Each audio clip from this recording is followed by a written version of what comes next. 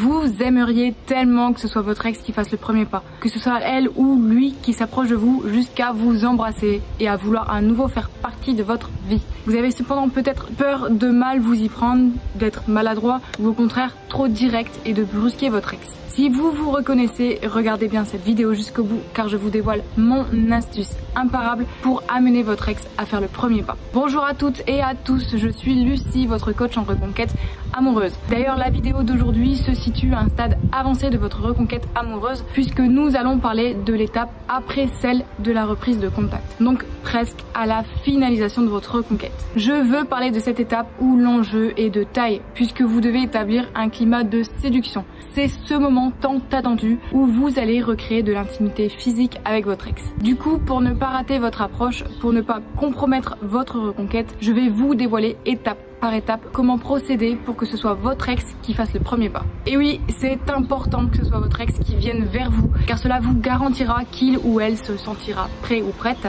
pour ça. Et donc que vous ne risquez pas de vous faire repousser quand vous tenterez d'établir cette proximité physique. Avant de vous préciser ces différentes étapes, je voulais juste vous dire que j'ai mis à votre disposition un quiz entièrement gratuit qui vous calcule en fait vos chances de vous remettre avec votre ex. Alors à ce stade de votre reconquête, elle semble plutôt bien engagée, mais faites-le quand même car cela vous révélera peut-être quelques petites failles dans votre stratégie de reconquête et en plus ça vous donne la possibilité d'avoir quelques conseils bonus que je vous livre en vidéo à la fin du quiz. Pour le faire, ça se passe juste en dessous dans le lien qui se trouve dans la description. Alors comme je le disais, il est important de respecter certaines étapes et surtout d'amener votre ex à faire le premier pas et surtout pas le faire vous-même pour ne pas risquer de le ou la brusquer ou de le faire à un mauvais moment. D'abord, on replace un petit peu le contexte pour que vous arriviez à situer à quel moment de la reconquête ce fameux premier pas doit se situer. Déjà, il est important que cela se passe durant un rendez-vous romantique qui lui-même ne survient qu'après une ou plusieurs rencontres plus anodines. Si vous ne vous êtes pas encore revu en personne avec votre ex, je vous conseille vraiment de d'abord vous rencontrer dans un cadre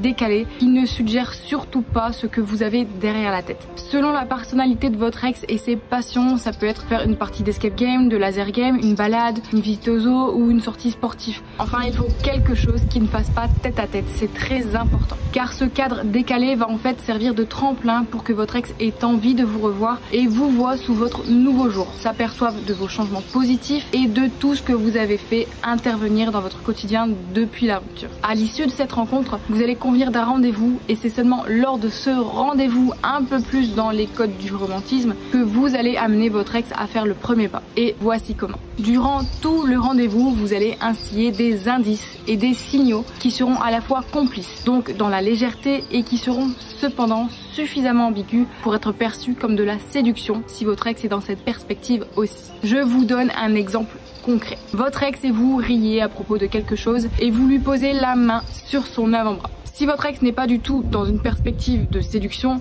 il ou elle n'y verra que l'expression de votre complicité ou une marque d'ancienne intimité. Par contre, si votre ex a au contraire envie d'aller plus loin, ce geste lui enverra le signal que vous le souhaitez vous également. Cette ambiguïté, vous allez vous en servir durant le rendez-vous à des fins de séduction et pour instiller ce climat d'intimité dans son esprit. À ce propos, j'en profite pour faire une parenthèse et pour vous dire que j'ai mis au point une formation de plus de 5 heures entières consacrée à la reconquête amoureuse et que ça, justement, j'en parle plus en détail dans ma formation. Je vous explique et vous donne toutes les zones du corps que vous pouvez utiliser pour vos signaux selon que votre ex est une femme ou un homme et également comment bien mettre en place cette séduction avec différents exercices pour maîtriser cette technique car c'est un levier très puissant pour restaurer la séduction et l'intimité avec votre ex et donc de susciter de l'envie chez votre ex à votre égard. Du coup, durant votre rendez-vous, l'objectif va être de disséminer ces indices et lorsque vous voyez que le rendez-vous se passe bien et que votre ex semble réceptif,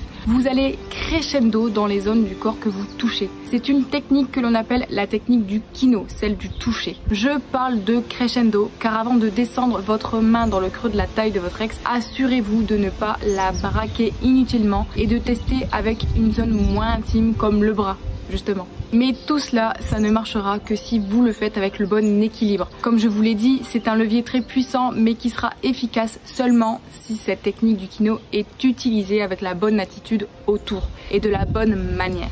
Si vous bafouillez, que vous marmonnez et vous êtes maladroit tout le repas, puis que vous avez des mains moites pendant que vous touchez votre ex, l'effet escompté sera raté. C'est pour cela que je vous conseille de vous entraîner avant et surtout de soigner toute votre attitude et votre confiance en vous de manière générale. Avoir confiance en soi, c'est très séduisant, cela renvoie une image de charisme, c'est apaisant et ça vous montre rayonnant aux yeux de votre ex. Donc une fois que vous avez mis cette attitude générale en place et que vous êtes préparé convenablement à ce rendez-vous, vous allez donc utiliser le kino, cet art du toucher, et également soigner votre contact visuel et votre langage non verbal avec votre ex. Pour cela, vous allez le ou la regarder un peu plus longuement que de coutume et utiliser certains gestes comme le fait de passer votre main dans vos cheveux par exemple. Tous ces petits gestes et actes vous semblent peut-être anodins, mais pris ensemble, ils vont façonner votre posture, votre attitude et instiller cette fameuse atmosphère de séduction sans même que vous n'ayez à parler. Encore une fois, je vous détaille tout sur le langage corporel et la manière dont vous pouvez l'utiliser dans ma formation.